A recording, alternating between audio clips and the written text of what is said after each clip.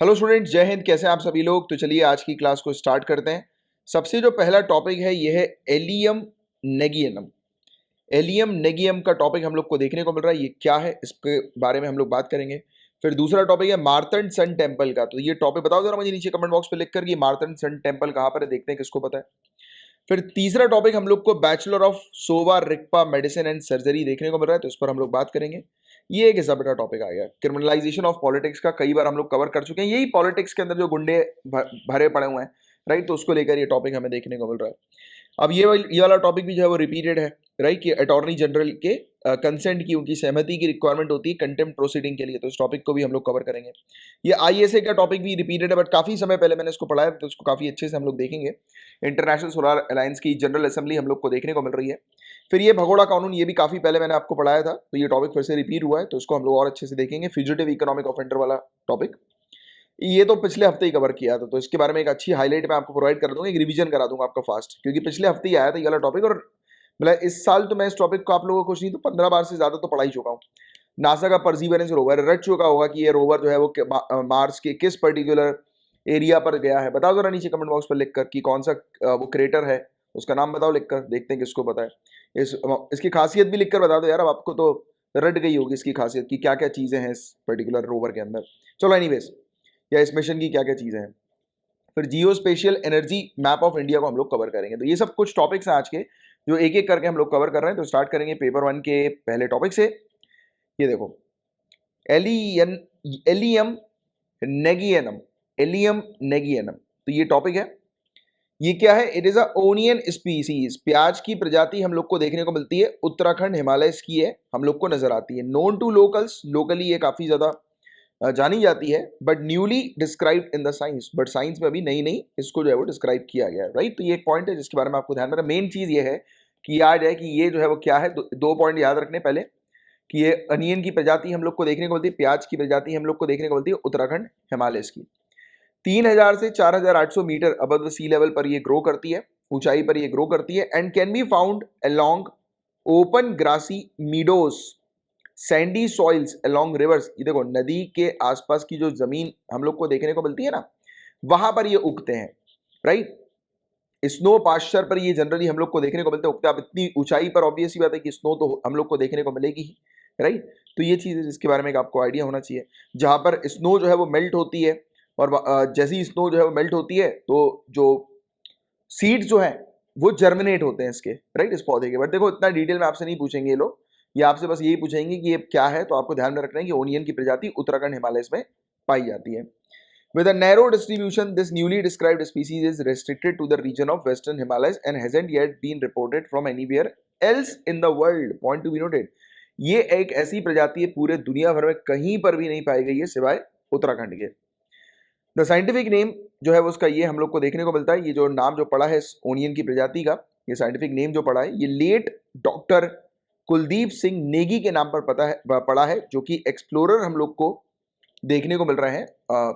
एक एक्सप्लोरर है, और एलियम कलेक्टर हम लोग को देखने को मिलते हैं, राइट। एलियम को जो है ये कलेक्ट करते हैं। अब आप बोलोगे उससे पहले ही आप लोग को बता देते कि ये एलियम जो है वो क्या है। तो एलियम, ये देखो, ये प्याज का प्लांट है, फोटो भी देख लो आप लोग।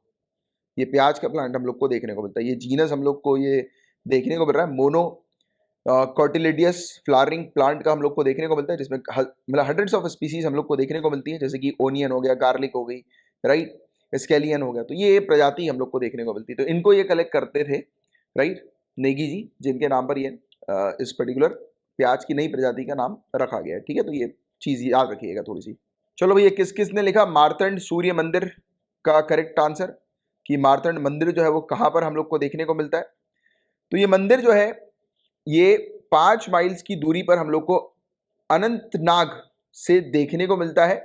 Indian union territory Jammu and Kashmir में है ये। तो JNK यूटी के अंदर ये मंदिर, मार्तंड सन मंदिर, हम लोग को देखने को मिलता है। इसे और किस नाम से जाना जाता है? पेंडो लेदेन, पेंडो लेदेन नाम से इसको जाना जाता है, जो कि एक हिंदू मंदिर हम लोग को देखने को मिलता है, सूर्य भगवान के ऊपर डेडिकेटेड है। अच्छा, इसके अलावा और कौन से सूर्य मंदिर है, जरा बताइए नीचे कमेंट बॉक्स पर लिखकर, राइट। और इसे कब बनाया गया था? तो तीसरा शासक जो था कारकोटा डायनेस्टी का, कारकोटा राजवंश का जो तीसरा रूलर था, तीसरा शासक जो था, उसका नाम था ललितादित्य मुक्त पीड़ा या मुक्त पीड़, ललितादित्य मुक्त पीड़, तो ये इसका नाम था, कारकोटा डायनेस्टी के तीसरे शासक का। तो 8वीं सेंचुरी में इसने ये मार्तंड सन मंदिर जो है वो बनवाया, सूर्य मंदिर बनवाया, राइट। तो जम्मू एंड कश्मीर के अंदर ये मंदिर हम लोग को देखने को मिलता है। It was destroyed by the order of Muslim ruler Sikandar Shah Miri. तो सिकंदर शाह मिरी के आदेश पर इससे नष्ट किया गया था इस मंदिर को। Temple is one of the earliest known sun temple, much older than Konark and Modhera. तो देखिए कोणार्क और मोधीरा मंदिर भी हम लोग को देखने को मिल रहा है, इससे भी पुराना मंदिर जो है ये है। तो बताओ जरा कोणार्क और मोधीरा जो है मंदिर कहां पर है, लोकेशन बता दो जरा फटाक से नीचे कमेंट बॉक्स में लिखकर। तो ये था पूरा ओवरऑल टॉपिक जिसका एक आपको बेसिक सा आइडिया होना चाहिए। पेपर 1 से रिलेटेड इतना ही टॉपिक्स थे। Now we are moving to paper 2, bachelor of Sowa Rigpa medicine and surgery. तो इस पर हम लोग चर्चा करेंगे। यूनिवर्सिटी ग्रांट कमीशन ने इशू किया है एक नोटिफिकेशन जिसमें अब रिकॉग्नाइज किया जा रहा है bachelor of Sowa Rigpa medicine and surgery को एक स्पेसिफाइड डिग्रीज के तौर पर। तो आप देखो ये अब डिग्री अब हम लोग को देखने को मिल रही है, ये बैचलर डिग्री, और इस डिग्री की जो ड्यूरेशन बताई जा रही है मिनिमम 5 साल की बताई जा रही है। आप 12वीं पास करके मतलब आप जो है वो इस डिग्री के लिए जो है वो एलिजिबल हो जाएंगे। 12वीं पास वाले स्टूडेंट इस डिग्री के लिए एलिजिबल होंगे, यानी कि कोर्स करने के लिए।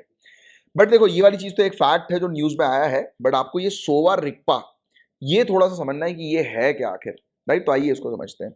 तो ट्रेडिशनल सिस्टम हम लोग को मेडिसिन का ये देखने को मिलता है, पारंपरिक चिकित्सा प्रणाली है जो कि हिमालयन बेल्ट ऑफ इंडिया में प्रैक्टिस की जाती है। हिमालयी क्षेत्र में इसका प्रचलन हम लोग को देखने को मिलता है, वहां पर प्रचलित है ये। इसका ओरिजिन हुआ है सोवा रिगपा का तिब्बत से, तो ये वाला पॉइंट ध्यान में रखना है। एंड ये कौन सी कंट्री में सोवा रिगपा की प्रैक्टिस चलती है? India, Nepal, Bhutan, Mongolia, Russia. याद रखना, मंगोलिया रशिया को भी याद रखना।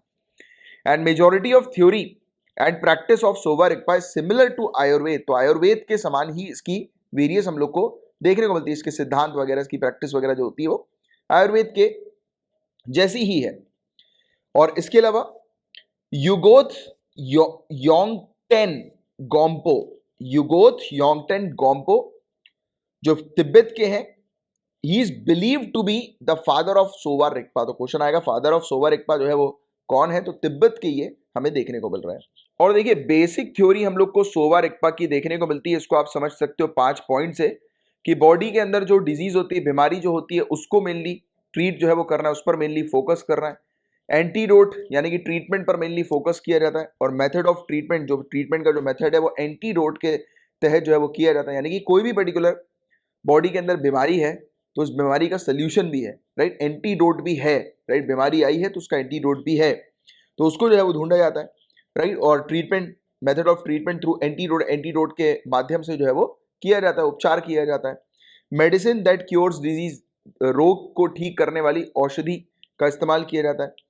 और इसके अलावा मटेरिया मेडिका, फार्मेसी और फार्मेकोलॉजी, तो ये चीज इसके अंदर इंक्लूडेड हम लोग को देखने को मिलती है। तो ये देखो ये 5 चीजें हैं, 5 पॉइंट्स है जो कि बेसिक थ्योरी हम लोग को सोवा रिगपा की देखने को मिलती है। उतना ज्यादा डिटेल में पढ़ने की जरूरत नहीं और डेप्थ में नहीं आएगा, राइट। सोवा रिगपा के बारे में बस ध्यान में रखना है, हिमालयन बेल्ट ऑफ इंडिया की ट्रेडिशनल सिस्टम है मेडिसिन का, साथ ही साथ तिब्बत में ओरिजिन हुआ था, कहाँ पर प्रैक्टिस की जाती है बस ये पता होना चाहिए। और आयुर्वेद के सिमिलर ही हम लोग को देखने को मिलती है। और फादर ऑफ सोवा रिगपा पूछना है ज्यादा, तो बस ये चीज आपको थोड़ी सी ध्यान में रखनी है, बस दैट्स इट। अब बात करेंगे क्रिमिनलाइजेशन ऑफ पॉलिटिक्स की, राजनीति का अपराधीकरण की, इसकी हम लोग चर्चा करेंगे। अब देखो ये घिसा बेटा टॉपिक इतनी बार आ चुका है, वी नो अबाउट इट की गुंडे भरे पड़े हुए हैं पॉलिटिक्स के अंदर, और जिस दिन ये गुंडे हट जाएं उस दिन देश जो है वो तरक्की करने लगेगा।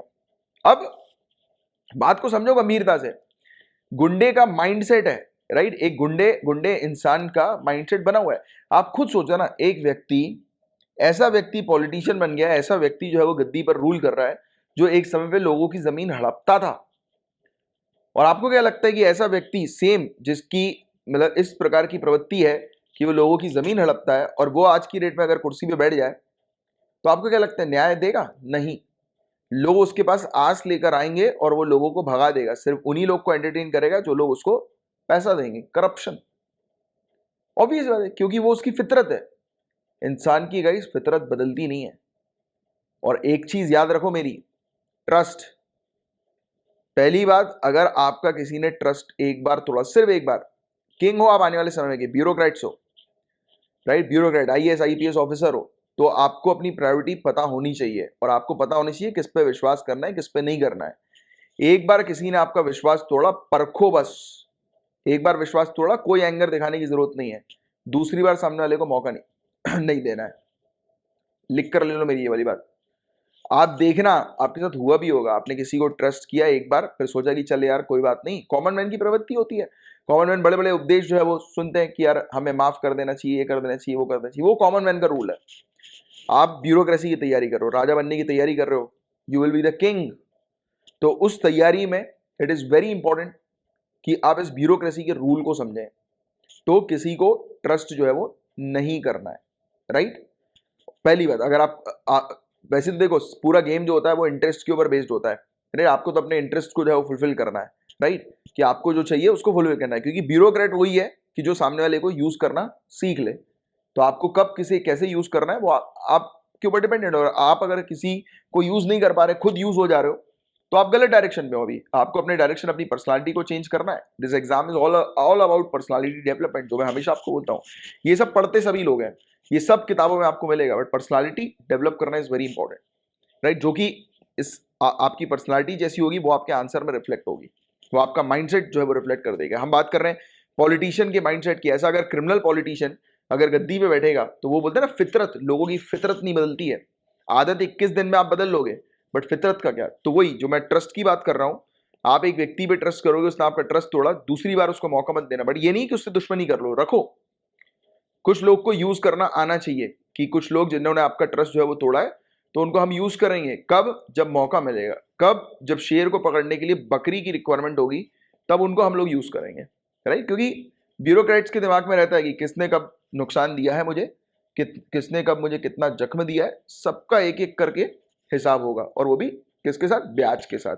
तो वही रखो, आज की डेट में आपके साथ जो भी कोई बुरा कर रहा है, कोई बात नहीं, मुस्कुराते रहो। लगना चाहिए उसको कि आप अच्छे दिल के हो, आप तो कॉमन मैन हो, उसको माफ कर रहे हो। ब्यूरोक्रेट किसी को माफ नहीं करते, राजा कभी किसी को माफ नहीं करता। सजा सबको मिलती है, आज नहीं तो कल, बल्कि सबको मिलेगी, और हिसाब राजा करता है, राइट। तो हिसाब की लिस्ट जो है वो बनाओ कि किन किन ने आपके साथ जो है वो गलत किया है, बस बनाते चलो लिस्ट, लिखते चलो, और रोज उस लिस्ट को जो है वो देखो, जिससे कि आपको जो है वो मोटिवेशन मिले इस एग्जाम को क्लियर करने का, कि क्यों आप इस एग्जाम को क्लियर करना चाहते हो। क्योंकि कुछ लोग हैं जिन्होंने आपको ह्यूमिलिएट किया है, तो आपको दिखाना है उनको, उनको क्या सजा देनी है, सजा। और सक्सेस से बड़ी सजा तो पहली बात तो कुछ और है ही नहीं सामने वालों के लिए, जिन्होंने आपके साथ बुरा किया। आप कल को आईएएस बन जाएंगे, वहीं उनकी बैंड बज गई, सुनते सही थी। आईपीएस बन जाएंगे, सुनते सही थी, बैंड बज गई उनकी, राइट। फिर बनने के बाद फिर इट्स अप टू यू कि आपको क्या करना है, राइट। वो मुझे आपको बताने की जरूरत नहीं। बट हाँ, ब्यूरोक्रेट्स किसी को माफ नहीं करते। ट्रस्ट एक बार किसी ने आपका तोड़ा, दूसरी बार आपको नहीं करना है उस पर, राइट। दूसरी बार करोगे तो आप कॉमन मैन हो, आप ब्यूरोक्रेसी के अभी सिद्धांत को सीखे नहीं हो। Same applies with you also. कोई व्यक्ति अगर आप पे ट्रस्ट कर रहा है, आपके ऑफिस में अगर कोई व्यक्ति आएगा, राइट, आपसे बहुत आस लेकर, पीड़ित व्यक्ति, विक्टिम, कि आप जो है उसका सोल्यूशन निकालोगे, और आपने अगर उसको लौटा दिया ना, तो फिर ये मान के चलो कि आप जिस मेहनत कर रहे हो, उस एग्जाम की तैयारी कर रहे हो, वो बेकार है, फिर किसी काम की नहीं, राइट। क्योंकि फिर वो आपको व्यक्ति बने ही नहीं, कि जैसा एक पर्सनालिटी होनी चाहिए यार, पर्सनालिटी में दम होना चाहिए कि यार ये व्यक्ति है, ऐसा व्यक्ति कि जिसपे मैं ट्रस्ट करता हूँ। ऐसे बनो कि लोग आप पे ट्रस्ट करें, कि नहीं यार ये है, इस पर मुझे ट्रस्ट करना है, राइट। क्योंकि मुझे पता है कि ये व्यक्ति जो है वो ट्रस्ट वर्दी है। होते हैं बहुत सारे बहुत अच्छे लोग होते हैं, बट हाँ, डोंट बिकम फूल। ट्रस्ट का मतलब ये नहीं कि आप पे हर कोई जो है वो ट्रस्ट करके आपसे जो है वो काम निकलवाता रहे ना। ब्यूरोक्रेट को पता है उसके इंटरेस्ट के बारे में कि क्या सही है क्या नहीं है, राइट। अब पॉलिटिशियन है, इसकी प्रवृत्ति, बोलते हैं ना 21 दिन में आदत बदलेगी, प्रवृत्ति नहीं बदलेगी। ये नहीं, ये हड़पने वाला इंसान, लोगों की जमीन जो है वो हड़प हड़प हड़प के ये पैसे ऐंठे उसने, और आज की डेट में हाथ जोड़ता है लोगों के सामने दिखावे के लिए। बट जब लोगों को इसकी जरूरत पड़ती है तो पैसे मांगता है, बोलता काम तो हो जाएगा बट 50 लाख रुपए लगेंगे, राइट। वही बात है। अब गरीब आदमी क्या करे, गरीब आदमी को न्याय फिर कैसे मिल पाए, नहीं मिल पाए, राइट। तो ये चीज है। तो ऐसे लोग कबाड़ा कर रहे हैं देश का। तो इसी पर एक आर्टिकल आया कि कुछ व्यक्ति जो है वो क्रिमिनल बैकग्राउंड के तो है, बट एक्चुअली वो उस एरिया पर इन्फ्लुएंस अपना रखते हैं, अपना दबदबा रखते हैं, राइट। बहुत सारे लोग हैं यार, राजा भैया वगैरह, आप देखिए, दबदबा रहता है उनका, खुले आम जो है वो चीज बोलते हैं वो, राइट, कि हमारा तो दबदबा है, राइट। अभी एक एक दो इंटरव्यूज वगैरह भी हैं उनके, बहुत बेहतरीन टाइप के यार, क्या बताएं अब। और पूरा मतलब ऐसा भी नहीं है कि मतलब इंसान जो है वो दबंग है और सबको पता है कि इसकी क्या एक्टिविटीज जो है वो रहती हैं, सब सब जानते हैं, सब डरते भी हैं, इज्जत भी करते हैं, जानते हैं। तो वही है कि ब्यूरोक्रेट के मुंह पर जो है वो कोई, अब देखो मैं गुंडा बनने के लिए नहीं कह रहा हूँ, बट कहानी वही है कि आप राजा के पीठ पीछे बहुत सारे लोग बहुत बातें बोलते हैं, बट राजा को फर्क नहीं पड़ना चाहिए, राजा का एम एक ही है। अब इसको लिंक मत करना, ठीक है, क्रिमिनल से, आपको पर्सनालिटी से लिंक करो, पॉजिटिव पर्सनालिटी से। आपका ऑब्जेक्टिव आपको सामने क्लियर होना चाहिए कि आपको करना क्या है। बाकी तो पीठ पीछे जो बोलना है जिसको वो बोले, आपके मुंह पे अगर कोई बोल रहा है तो उसको बजा दो।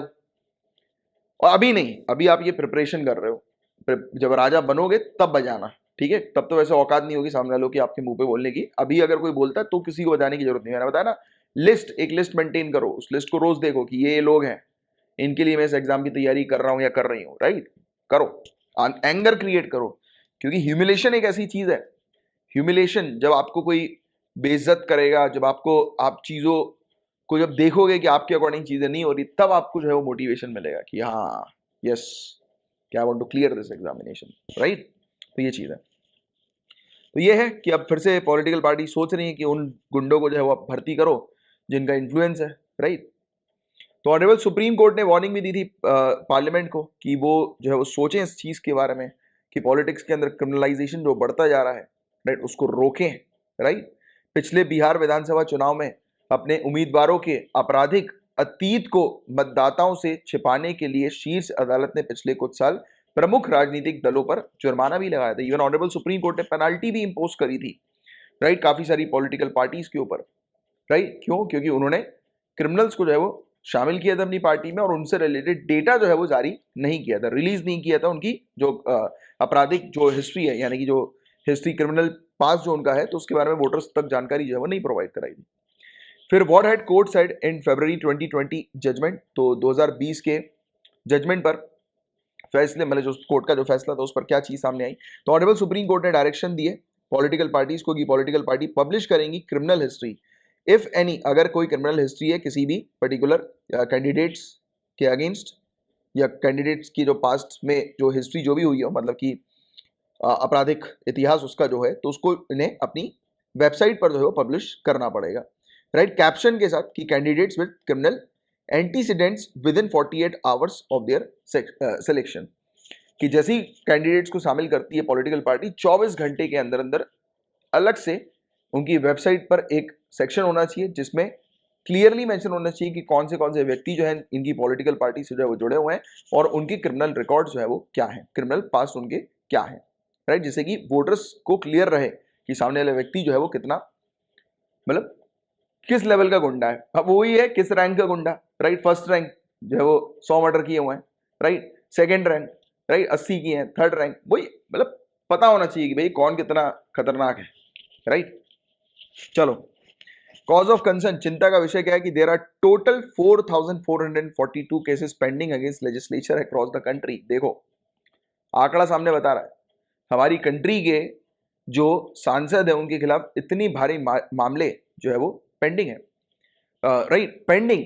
End of this the number of cases against sitting MP, जो हमारे सिटिंग एमपी जो है, मौजूदा सांसद जो है, राइट, और member of state legislature, right, राज्य विधानसभा के जो सदस्य हम लोग को देखने को मिलते हैं, वो सिटिंग जो है वो 2556 हम लोग को देखने को मिल रहा है, मतलब कि वही 50% से ज्यादा।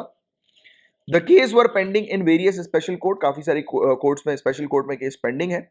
Exclusively set up to try criminal cases registered against politician, तो एक्चुअल में एक अलग से स्पेशल कोर्ट बनाई गई थी कि पॉलिटिशियन के मामले को जल्दी जल्दी रिजॉल्व करने के लिए, तो उसमें भी केसेस जो है वो भारी मात्रा में भी पेंडिंग बताए जा रहे हैं।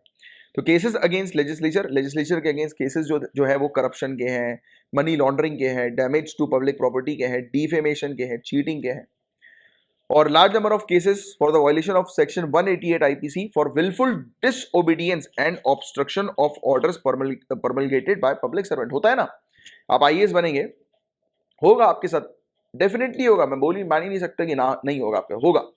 आईएएस आईपीएस जब आप बनेंगे तो करेंगे, पॉलिटिशियन होगा, देखिएगा आप सड़क पे खड़े हो, लॉ एंड ऑर्डर को मेंटेन कर रहे हो, आएंगे कुछ लोग, मतलब सफारी में, सवारी तो मतलब आजकल वाली सफारी घूमती नहीं है, स्कॉर्पियो में, राइट, ब्लैक कलर की स्कॉर्पियो, बेहतरीन गाने वाने बज रहे हैं, राइट, गाड़ी में दारू की बोतल रखी हुई है, अब वो होंगे लौंडे लपाटे इनके पॉलिटिशियन के, है ना, तो वो आएंगे, वो आपके साथ छाड़पत्ती करेंगे, फिर आप सिंघम बन के उनको पीटोगे, राइट, फिर उनकी जो है आपकी और उनकी बहस होगी पॉलिटिशियन की, राइट, तो है फिर पॉलिटिशियन आपके ऑर्डर्स को फॉलो नहीं करेंगे, राइट, और फिर आप जो है वो पॉलिटिशियन को बुक कर लोगे इस पर्टिकुलर धारा के तहत, तो याद रख लो इस धारा को, ठीक है।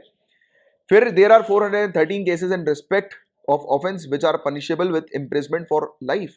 413 केसेस ऐसे भी हैं जिसमें आजीवन कारावास की सजा जो है वो बताई जा रही है, out of which 174 cases sitting MPs और एमएलए के अगेंस्ट बताए जाते हैं। Large number of cases were pending at the appearance stage, तो अभी भी ऐसे केसेस हैं कि जिसकी अभी तक सुनवाई हुई नहीं है, अपीरियंस पे स्टार्टिंग पर ही हम लोग को देखने को मिल रहा है। Even non bailable warrants issued by court have not been executed, court ने पॉलिटिशियन के खिलाफ नॉन बेलेबल वारंट जो है, मतलब ऐसे अपराध है नॉन बेलेबल वारंट के जो कोर्ट पर पेंडिंग है, बट अभी तक कोर्ट ने एग्जीक्यूट नहीं किया, यानी कि उस पर मतलब कार्रवाई जो है वो नहीं करी है, राइट, तो ये चीज हम लोग को देखने को मिल रहा है। And highest number of cases are pending in Uttar Pradesh, भारी मात्रा में केसेस इन्हीं सब चीजों से रिलेटेड उत्तर प्रदेश में पेंडिंग है।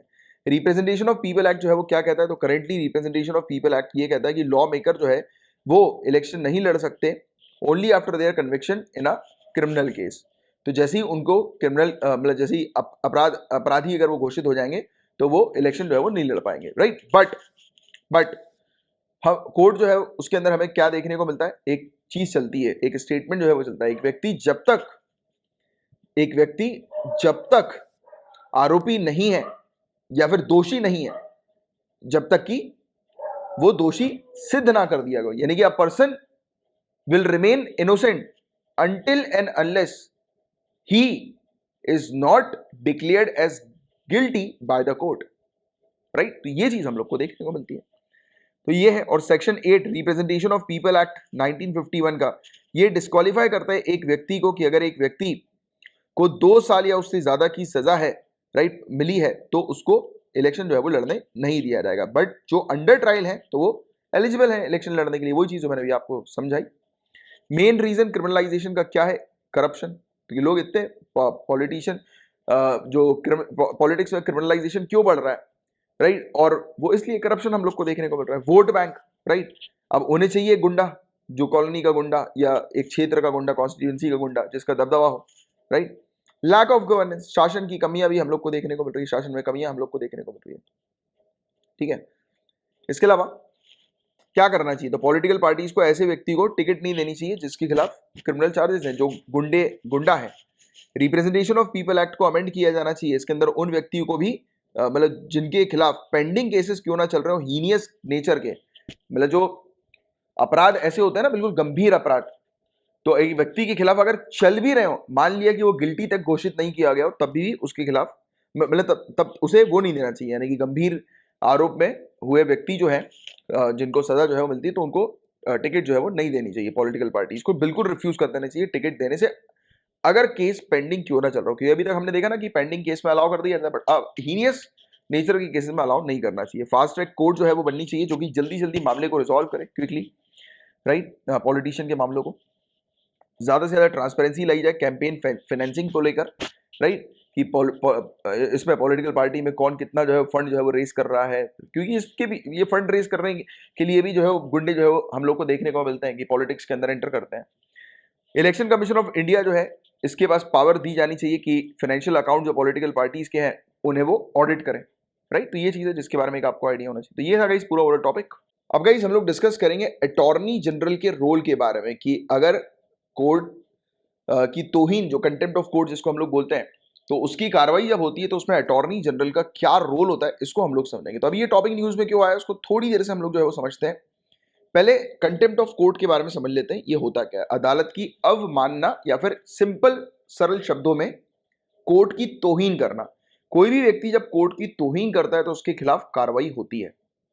देखिए कंटेम्प्ट ऑफ कोर्ट एक्ट 1971 का हमें देखने को मिलता है, जिसने डिफाइन किया हुआ है 2 प्रकार के कंटेम्प्ट होते हैं, एक क्रिमिनल नेचर का होता है, एक सिविल नेचर का होता है, राइट। और इसमें बकायदा पूरी तरह से जो है बताया गया है कि कोर्ट जो है वो सामने वाले के खिलाफ जो है वो कार्रवाई कर सकती है, राइट, उसको पनिशमेंट दे सकती है, उसके खिलाफ पेनल्टीज जो है वो हो सकती है अगर वो कोर्ट की जो है वो तौहीन करता है। कंटेम्प्ट का ऑफेंस जब उसके ऊपर लगाया जाता है।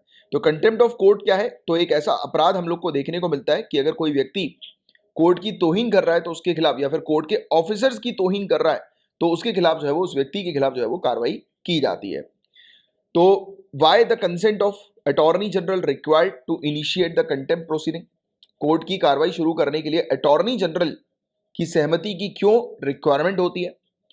तो ऑब्जेक्टिव इसके पीछे यह है कि अटॉर्नी जनरल की सहमति की आवश्यकता इसलिए होती है क्योंकि कोर्ट के टाइम को बचाने के लिए, राइट। अब कोर्ट के पास इतने टाइम तो है नहीं कि हर किसी की एप्लीकेशन जो है वो इस मैटर से रिलेटेड जो है वो देखते रहे, राइट। लेट्स से देखो, अब आपको दो बातें जो है पहले समझनी पड़ेगी। मैं एक बार इसमें देख लेता हूं कि इसमें, और नहीं, इसमें लिखा नहीं है। पहले मैं आपको दो बातें समझाता हूं, ठीक है, फिर आपको ये टॉपिक समझाऊंगा तो और मजा आ जाएगा, बहुत तरीके से ये टॉपिक आपको क्लियर होगा। अभी हमने क्या बात करी थी कि दो प्रकार के कंटेम्प्ट होते हैं, एक सिविल नेचर का और एक क्रिमिनल नेचर का हमें देखने को मिलता है, ठीक है। सिविल नेचर का कंटेम्प्ट जो होता है वो क्या होता है, जैसे कि कोर्ट ने कोई एक आदेश, ऑर्डर जो है वो जारी किया। एक लेट्स से सिंपल सा एग्जांपल, कोर्ट ने किसी व्यक्ति को बोला सामने आके प्रस्तुत हो, राइट, समन जारी किया, नहीं आया वो व्यक्ति, कोर्ट की ऑर्डर को वो उसका पालन नहीं कर रहा है। तो कोर्ट के ऑर्डर का पालन नहीं करना मतलब कि कोर्ट की तौहीन करना। देखो बिल्कुल वैसी वही बात है कि पापा ने आपको जो है वो कुछ बोला काम, आप वो काम नहीं कर रहे हो, मतलब कि आप क्या कर रहे हो, पापा की बात नहीं मान रहे हो, तो पापा उससे नाराज होंगे। तो वही बात है कि सुप्रीम कोर्ट पापा जो है नाराज हो जाएंगे अगर उनके ऑर्डर को फॉलो नहीं करोगे। उन्होंने आपको बुलाया मिलने के लिए, आप नहीं गए, बस लग गए बेटा। तो ये हो गया, ये सिविल नेचर का हो गया, ठीक है। बात समझ में आई कि सिविल नेचर का कंटेम्प्ट जो है वो किसको कहा जाता है। अब क्रिमिनल नेचर का कंटेम्प्ट, नाम से हमारा क्रिमिनल नेचर, कोई व्यक्ति कोर्ट के बारे में भला बुरा बोलता है, राइट, चाहे वो लिख कर, बोल कर, साइंस के थ्रू, इलेक्ट्रॉनिक फॉर्म में, किसी भी तरीके से कोर्ट की जो डिग्निटी है उसको डिग्रेड करने की अगर कोई व्यक्ति कोशिश करता है या करता है तो उसके खिलाफ कार्रवाई होती है, कंटेम्प्ट ऑफ प्रोसीडिंग का केस उसके खिलाफ लगाया जाता है। ये बात समझ आएगी, क्रिमिनल नेचर और सिविल नेचर। अब इनमें अगर कोर्ट, बात को ध्यान से समझिएगा, अगर कोर्ट खुद उस व्यक्ति को आदेश जो है वो पास कर देती है कि आपने, जैसे ही कोर्ट जजेस जो है उन्होंने ऑब्जर्व किया कि सामने वाला व्यक्ति जो है वो तौहीन कर रहा है कोर्ट की, तो उस चीज के लिए अगर कोर्ट खुद से जो आदेश जारी करती है तो उस समय अटॉर्नी जनरल के कंसेंट की आवश्यकता नहीं पड़ेगी क्योंकि कोर्ट जो है वो खुद आदेश जारी कर रही है। बट जैसे होता है ना कि एक एक्स व्यक्ति है, ठीक है, एक एक्स व्यक्ति है और एक वाई व्यक्ति है, अब इन दोनों की जो है वो दुश्मनी चल रही है, राइट। एक एग्जांपल ले लेते हैं हम लोग, दोनों दोस्त, दोनों की दुश्मनी हो गई है। अब वाई ने सुप्रीम कोर्ट के बारे में उल्टा सीधा जो है वो बोल दिया, लिख विख दिया कहीं पर, उसकी डिग्रेड कर दिया, राइट, एक कमेंट वगैरह कर दिया सुप्रीम कोर्ट के बारे में, जिसको कमेंट को सुनकर ऐसा लग रहा है कि सुप्रीम कोर्ट की जो तौहीन जो है वो की जा रही है, हमारी जो न्यायालय जो है उनकी तौहीन की जा रही है, राइट। तो अब एक्स क्या करेगा, एक्स जो है वो एक एप्लीकेशन, प्ली वगैरह, पिटीशन वगैरह जो है वो फाइल करेगा, राइट, इसी मतलब बताते हुए कि वाई नाम का व्यक्ति जो है वो कोर्ट की तौहीन कर रहा है, उसके खिलाफ कंटेम्प्ट ऑफ कोर्ट का जो है वो प्रोसीडिंग जो है वो शुरू करें, कार्रवाई जो है वो शुरू की जाए।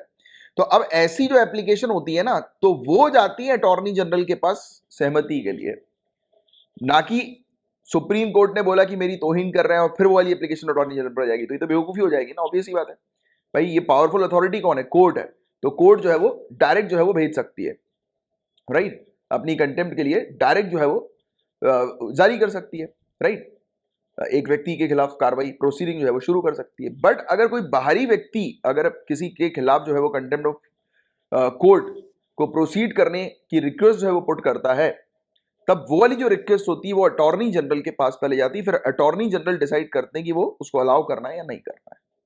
बात समझ रहे आप? तो ये चीज है पूरी, इस प्रकार की चीज आपको ध्यान में रखनी है। अच्छा, मुझे ये बताओ कि district court, high court, supreme court, ABC, इन तीनों में से किसके पास या किन किन के पास जो है वो पावर है कंटेम्प्ट ऑफ कोर्ट को जारी करने की? बताओ जरा, नीचे कमेंट बॉक्स पर इसका आंसर लिखकर बता, देखते हैं किसको पता है।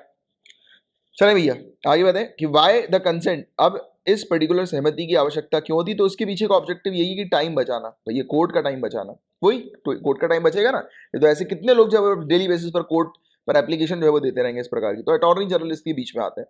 This is necessary because judicial time is squandered if frivolous petitions are made, तो ऑब्वियसली इतनी सारी याचिका अगर आएंगी तो समय जो है वो बर्बाद होगा ना कोर्ट का, तो ये चीज हम लोग को देखने को मिलती है। Attorney general consent is meant to be safeguard against frivolous petition, यानी कि कई बार ऐसा होता है ना कि ऐसी मतलब बेजबरन की पिटीशन कई बार आ जाती है जिसका कोई, ऑब्वियस बात है कि जो कोई व्यक्ति किसी और के खिलाफ जो है अपनी खुंदक निकालने के लिए बस कोर्ट का समय बर्बाद करना अगर चाहता है, राइट, तब उस समय ये वाली चीज हम लोग को देखने को मिलती है कि कोर्ट का टाइम बच जाता है अटॉर्नी जनरल के इंटरवेंशन से। बस इतनी सी चीज है, बस ये बात आपको ध्यान में रखना है। अटॉर्नी जनरल को बीच में इसलिए रखा गया है कोर्ट के टाइम को बचाने के लिए, that's it. Under what circumstances, किस सर्कमस्टेंसेस में अटॉर्नी जनरल के कंसेंट की आवश्यकता नहीं होती। वही चीज मैंने आपको बताई, अटॉर्नी जनरल के कंसेंट की आवश्यकता होगी सिर्फ उन्हीं मामले में जिस समय एक प्राइवेट सिटीजन चाहता है एक व्यक्ति के खिलाफ जो है वो कंटेम्प्ट की प्रोसीडिंग जारी करना, जो मैंने भी आपको एग्जांपल के थ्रू बहुत अच्छे से समझा दिया। However when the court itself initiate a contempt of court case, the attorney general consent is not required. तो ये भी मैंने आपको समझा दिया। This is because the court is exercising the inherent power under the constitution to punish for contempt, and such constitutional power cannot be restricted because the attorney general declined to grant the consent। तो obvious बात है कि court जो है वो अपनी power का जो इस्तेमाल जो करती है वो कॉन्स्टिट्यूशन के थ्रू हम लोग को देखने को मिलती है कि करती है, राइट। तो ये चीज है। तो कोर्ट अपने हिसाब से जो है वो कोर्ट पावरफुल है, कोर्ट अपने हिसाब से जो है वो कार्रवाई कर सकती है, बेशक कार्रवाई कर सकती है।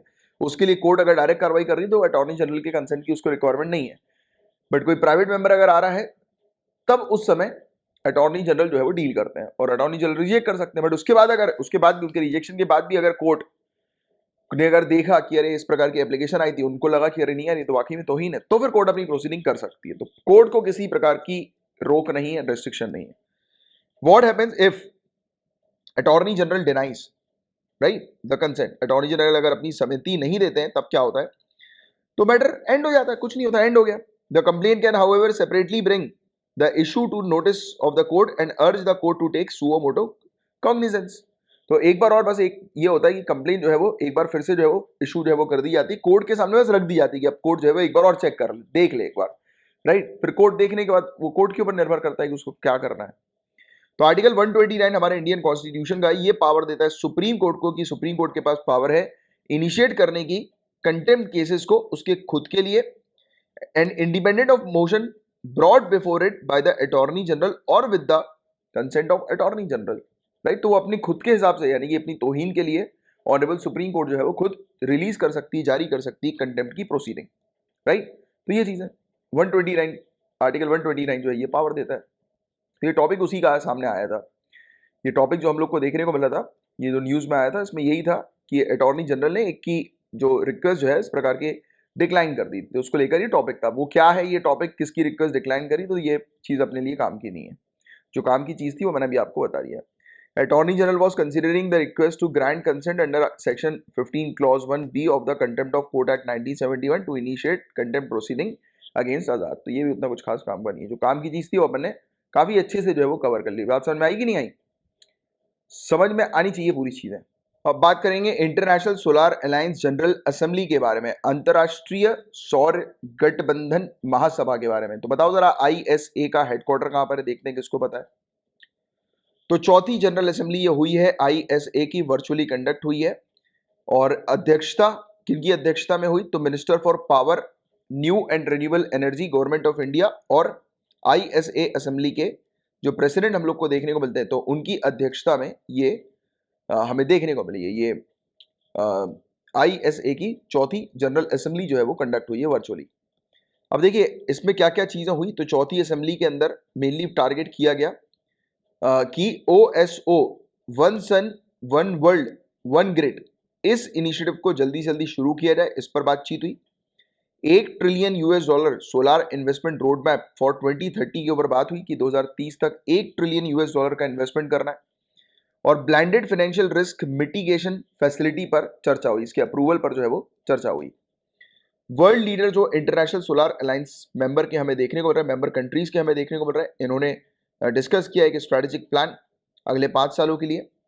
और इंटरनेशनल सोलार अलायंस जो है ये इसने मेनली टारगेट किया कि ग्लोबल एनर्जी अलायंस के साथ ये पार्टनरशिप करेंगे, जिसके चलते टेक्निकल और फाइनेंशियल सपोर्ट प्रोवाइड किया जाएगा तो लीस्ट डेवलप्ड कंट्रीज और small island developing states, right. तो ये हम लोग को देखने को मिलता है कि यानी कि वो छोटी कंट्री और आइलैंड जो है, यानी कि लीस्ट डेवलप्ड कंट्रीज और आइलैंड्स है, उनको टेक्निकल और फाइनेंशियल सपोर्ट जो है वो प्रोवाइड किया जा सके। तो इसके लिए ISA जो है वो पार्टनरशिप करेगी GEA के साथ। तो ये चीज हुई इस असेंबली के दौरान। तो ISA की असेंबली की बात करेंगे, तो असेंबली जो है वो एक एपेक्स सबसे टॉप की डिसीजन मेकिंग बॉडी हम लोग को इंटरनेशनल सोलार अलायंस की देखने को मिलती है। In which each member country is represented. हर एक मेंबर कंट्री इसका यानी कि ISA की मेंबर कंट्रीज होती हैं, तो सभी मेंबर कंट्री का रिप्रेजेंटेशन इस असेंबली के अंदर हम लोग को देखने को मिलता है।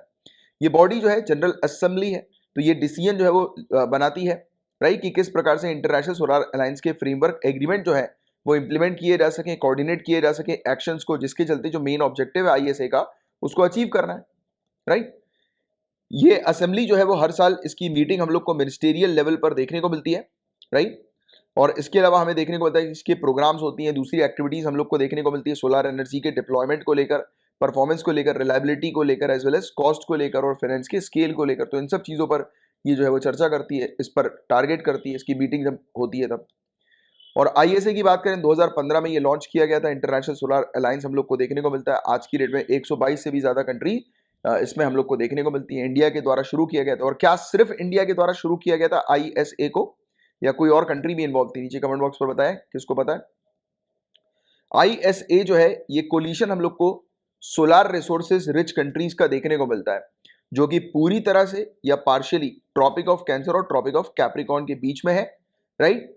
और इन क्षेत्र पर होने वाली जो कंट्रीज हम लोग को देखने को मिलती हैं, राइट, तो उनके पास सोलर एनर्जी आती है, सोलर पावर आती है, तो वो फोकस करती हैं कि इस सोलर एनर्जी से पावर को जनरेट जो है वो किया जाए और पर्याप्त मात्रा में सोलर एनर्जी का यूटिलाइजेशन जो है वो किया जाए एनर्जी को जनरेट करने के लिए। इसलिए ये ट्रॉपिक ऑफ कैंसर और ट्रॉपिक ऑफ कैप्रिकॉर्न जो सर्कल हम लोग को देखने को मिलता है, तो उसमें उसके बीच में मौजूद जो कंट्रीज हैं, तो उसको यहाँ पर शामिल किया गया है ISA के अंदर।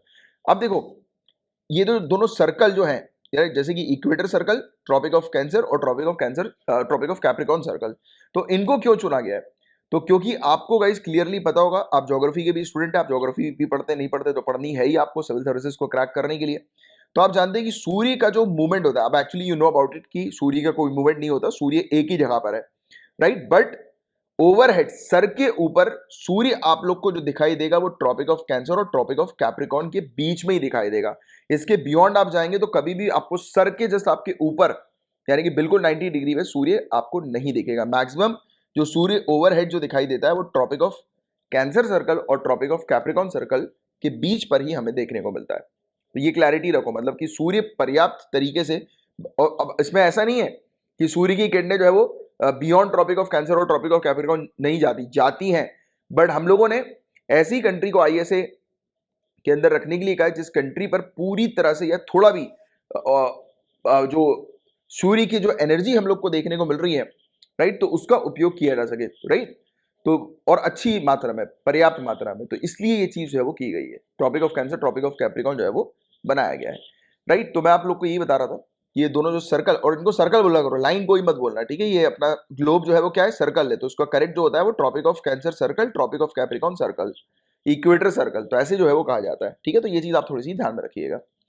तो ये चीज है, तो इसके बारे में आपको एक अच्छी जानकारी होनी चाहिए, राइट।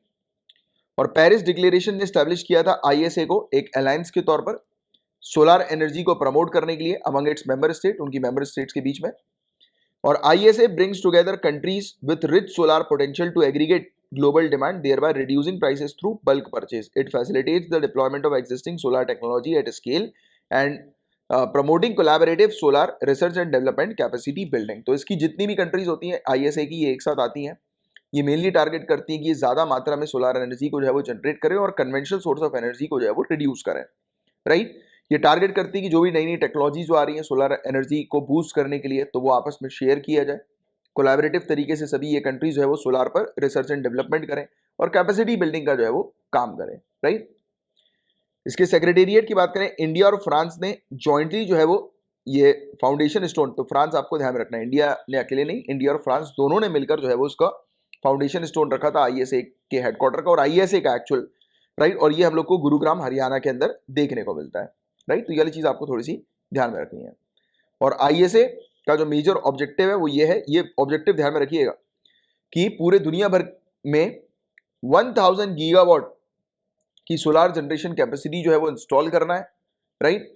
और इन्वेस्टमेंट करना है 1000 बिलियन US डॉलर का सोलर एनर्जी पे 2030 तक। तो 2030 के ये दो प्लान्स हैं, 1000 gigawatts, 1000 billion US dollar, investment और 2030, ये तीन चीज मेनली ध्यान में रखो। तीन वर्ड बस आप ध्यान में रखोगे तो आपको याद आ जाएगा कि कब तक इस टारगेट को अचीव करना है और क्या टारगेट है। ISA envisions to enable the full ecosystem for availability and development of technology, economic resources, development of storage technology, mass manufacturing and innovation। तो इन सब चीज़ों पर मेनली फोकस करती है, राइट, कि नई नई टेक्नोलॉजी डेवलप हो, इकोनॉमिक रिसोर्सेज के लिए ये ऑपरेशन जो है वो कंडक्ट करेंगी, कैसे ये फायदा जो है वो उठा सकते हैं। और भी फायदा तो मिलेगा ही यार, आपको जो है इम्पोर्ट नहीं कराना पड़ेगा क्रूड ऑयल को, राइट। तो ये चीज़, और वैसे भी आज के डेट में कितना महंगा हो गया पेट्रोल, देखो आप। मेरे ख्याल से मैं एक टाइम पर अपनी गाड़ी फुल टैंक कराता था, 2800-2900 रुपये में फुल टैंक हो जाती थी गाड़ी। अभी मैंने अभी कराई है कल परसों में, और 3900, अभी उसमें भी मतलब थोड़ा पेट्रोल बचा हुआ था, 50 किलोमीटर का बचा हुआ था, तो 3900 समथिंग में वो फुल टैंक हुई। अब देखो कितना महंगा हो गया आजकल। तो वही है। अब इसमें और दूसरी बात, सोलर एनर्जी और इन सब की अगर हम बात करें, रिन्यूएबल सोर्स ऑफ एनर्जी की, राइट, तो ये सब बहुत महंगी भी है। इलेक्ट्रिक गाड़ी है, देखिए अच्छी गाड़ियाँ जो है वो कितनी महंगी है। जो गाड़ी पेट्रोल के वेरिएंट में आ जाती है, करीब वेरिएंट की मैं बात करूं, जैसे हैचबैक, सेडान, ये सब जो गाड़ियां होती है ना, तो वो जो जो वेरिएंट होता है, जैसे कि गाड़ी का पेट्रोल डीजल वाली गाड़ी का 7-1 लाख 5-7 लाख में जो आपको मिल जाएगी, वहीं बड़े सेम वेरिएंट की गाड़ी, राइट, तो वो आपको जो है वो 13-14 लाख रुपए में मिलेगी, राइट, 14 लाख के आसपास। मेरे ख्याल टाटा नेक्सॉन जो है मेरे ख्याल से अब पड़ रही है ना, ये 14-1 लाख रुपए के आसपास जो है वो पड़ रही है मेरे ख्याल से, 14-15 लाख रुपए की, राइट। तो वही चीज़, इतनी महंगी गाड़ी। अब महंगी गाड़ी का मतलब ऑब्वियस ही बात है कि हर कोई अफोर्ड नहीं कर सकता यार। अफोर्ड जो करेंगे लोग वो 4-5 लाख की गाड़ी के आसपास ही करते हैं मैक्सिमम लोग की, अगर मैं बात करूं। भाई मेरे ऐसा इंसान, अभी एट प्रेजेंट की बात करूं, मैं हमेशा बोलता हूँ एट प्रेजेंट, क्योंकि कल को तो अपन को जो है उसमें घूमना है भाई, रेंज रोवर में। रेंज रोवर खरीदनी है, जल्दी खरीदनी है, राइट। बट इसलिए कभी भी आप जो है वो अपने आप को भी, मैं आपको ये बता रहा हूँ कि अपने आप को भी मत बोला करो, राइट, इस प्रकार की पैसा नहीं है, ऐसा नहीं, मतलब पैसा नहीं है, बड़ी दिक्कतें चल रही है, वो नहीं, मतलब अभी नहीं है पैसा, क्योंकि कल कल तो होगा ना यार, कल तो रहेगा ही पैसा, राइट। क्या दिक्कत है, तरक्की आज नहीं, आज स्थिति खराब है, बट ऐसा नहीं है कि स्थिति हमेशा ऐसी बनी रहेगी, राइट, कि आज नहीं है कल जो है वो होगा।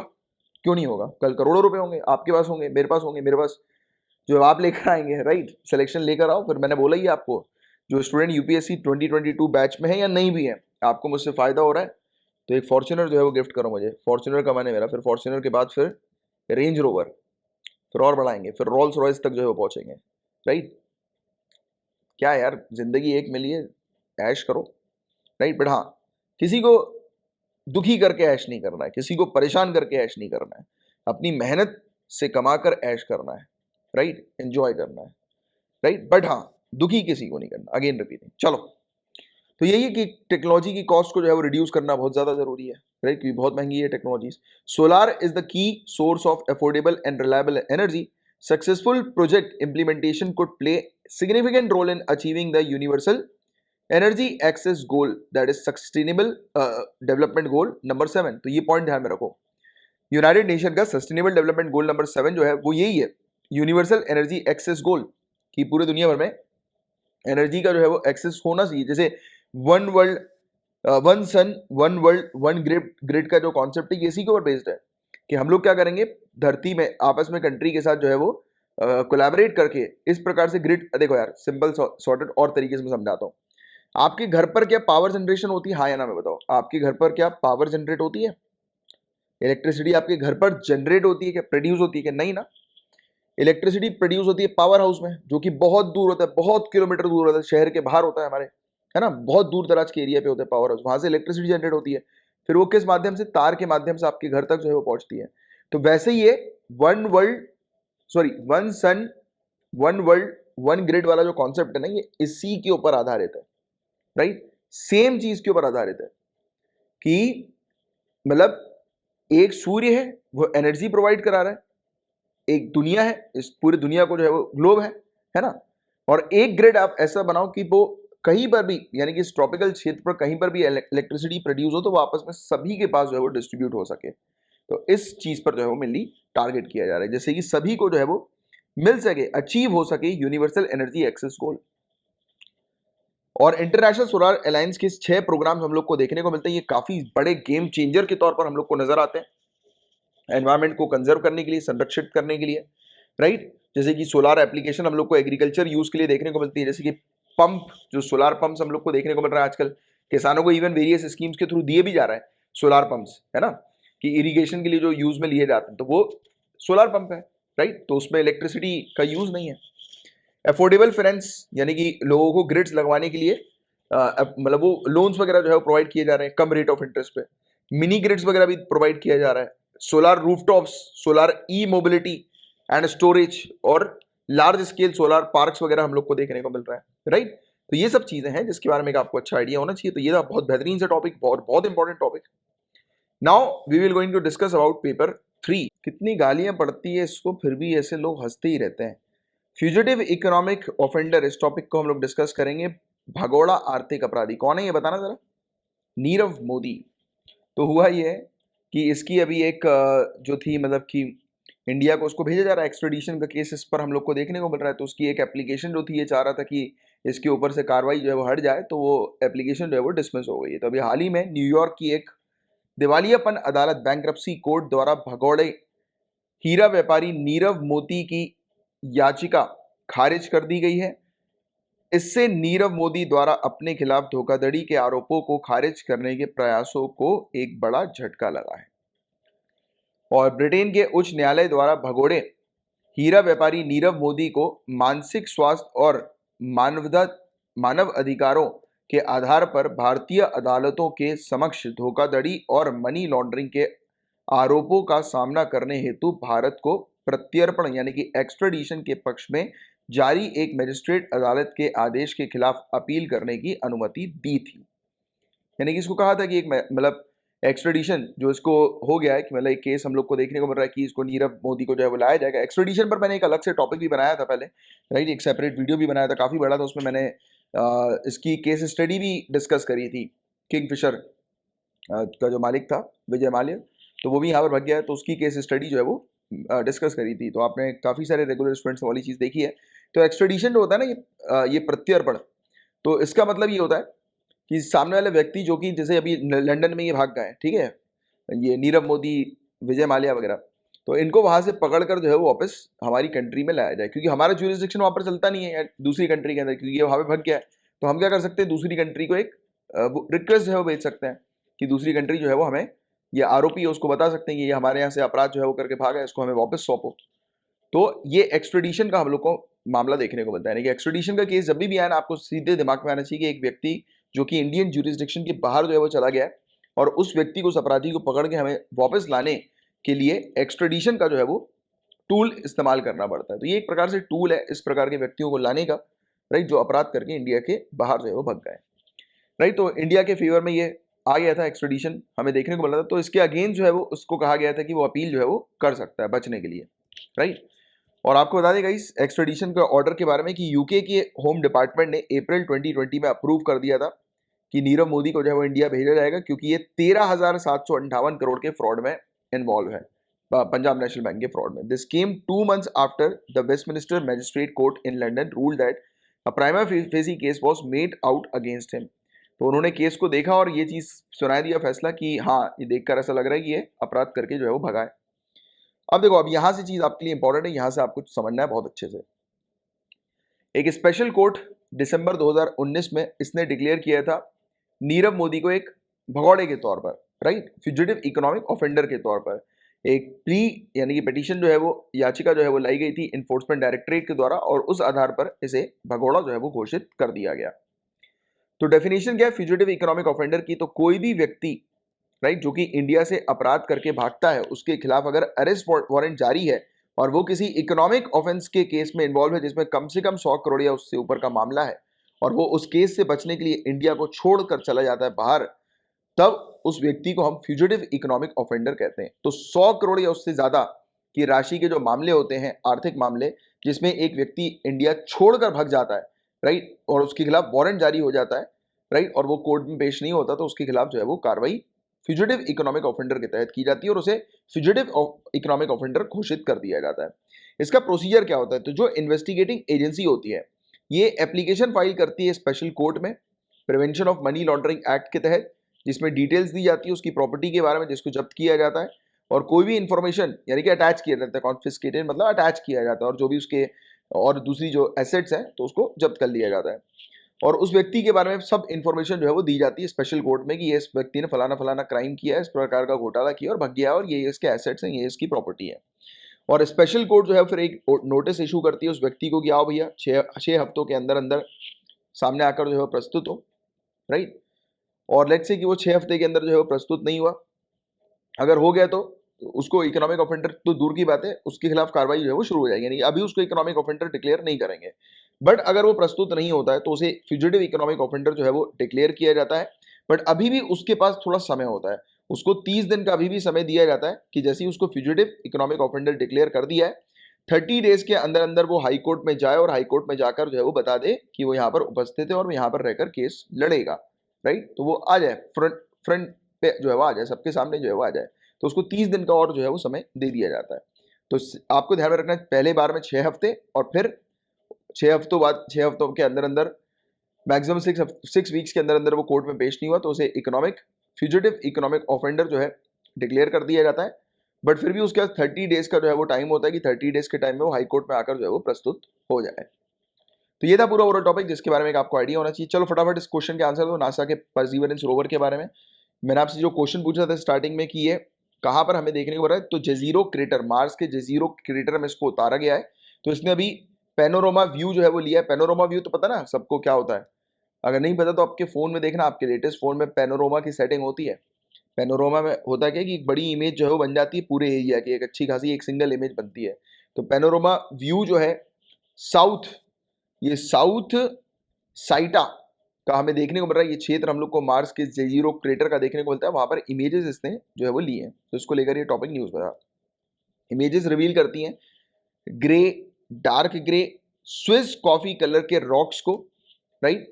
और इसको नाम जो रखा गया है, इसका निक नेम जो रखा गया है, ये हम लोग को देखने को मिल रहा है फेले फेयू।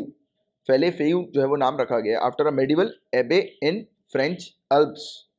तो मेडिवल पीरियड के समय पर एक मठ हम लोग को, ईसाई मठ हम लोग को देखने को मिलता है, राइट। तो उसके नाम पर जो ये रखा गया है, राइट, फ्रांसीसी अल्प्स, राइट। तो ये चीज आपको थोड़ी सी ध्यान में रखनी है।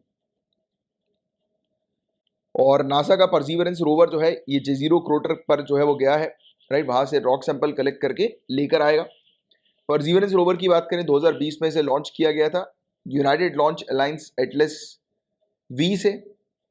और मिशन की खास बात हम लोग को क्या देखने को मिलती है, इसके अंदर एक मॉक्सी है। तो मॉक्सी का ये फुल फॉर्म है मार्स ऑक्सीजन इसरू एक्सपेरिमेंट। बताना जरा मुझे मॉक्सी का काम क्या है, मॉक्सी क्या करती है। तो इन सीटू के थ्रू, मतलब वहीं पर ही ऑक्सीजन जो है वो जनरेट करती है। अरे अभी 1 हफ्ते पहले पढ़ा है यार इस टॉपिक को, ये अभी अभी हुआ है, ये 1 हफ्ते पहले टॉपिक कंप्लीट हुआ है। तो इनका काम ये है कि वहीं पर ही, मतलब मार्स पर ही ये ऑक्सीजन जो है वो बनाया गया, यानी कि इसमें ऐसा इंस्ट्रूमेंट लगा है कि वो मार्स में मौजूद जो कार्बन डाइऑक्साइड हम लोग को वहां पर बहुत ज्यादा जो देखने को मिलता है, कार्बन डाइऑक्साइड रिच एटमॉस्फेयर है, उसकी मदद से वहीं पर ही ऑक्सीजन बनाएगा। तो इससे फायदे क्या होंगे कि आगे चल के कल को ह्यूमन मिशन मार्स में जब होंगे तो ह्यूमंस को जो है वो अलग से ऑक्सीजन जो है वो लेकर जाने की आवश्यकता ना पड़े ज्यादा मात्रा में, वहीं पर ही वो ऑक्सीजन बना सकें। मैंने आपको इन सीटू और एक्स सीटू के बीच में डिफरेंस भी समझाया था लास्ट वीक जब इस टॉपिक को हमने डिस्कस किया था। इसमें इंजेन्युइटी भी है। तो ये इंजेन्युइटी क्या है, तो ये एक हेलीकॉप्टर हम लोग को देखने को मिलता है जो कि मार्स में घूमेगा और मार्स की वेरियस चीज़ों के बारे में जो है वो इन्फॉर्मेशन देगा, वहाँ के टेम्परेचर के बारे में, वहाँ पर इमेजेस प्रोवाइड कराएगा, सरफेस एरिया वहाँ का कैसा है, बहुत सारी ऐसी इमेज प्रोवाइड कराएगा।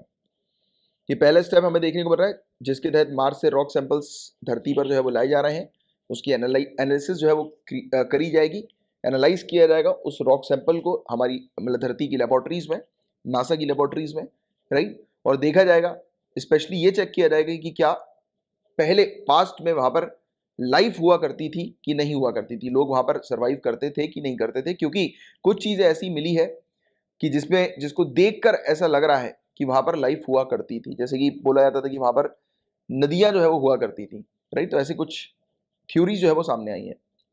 और इस मिशन के ऑब्जेक्टिव क्या है, तो ये देखेगी कि किसी प्रकार की लाइफ फॉर्म हुआ करती थी क्या वहां पर पास्ट में, एंशिएंट पीरियड में मार्स में। मार्शियन रॉक्स को कलेक्ट किया जाएगा, डस्ट के सैंपल्स को कलेक्ट किया जाएगा और धरती पर वापस लाया जाएगा। एक हेलीकॉप्टर इन्होंने एक्सपेरिमेंट के तौर पर यहाँ पर डिलीवर किया है। क्लाइमेट और जियोलॉजी जो मार्स की कैसी है उसको स्टडी करा जाएगा।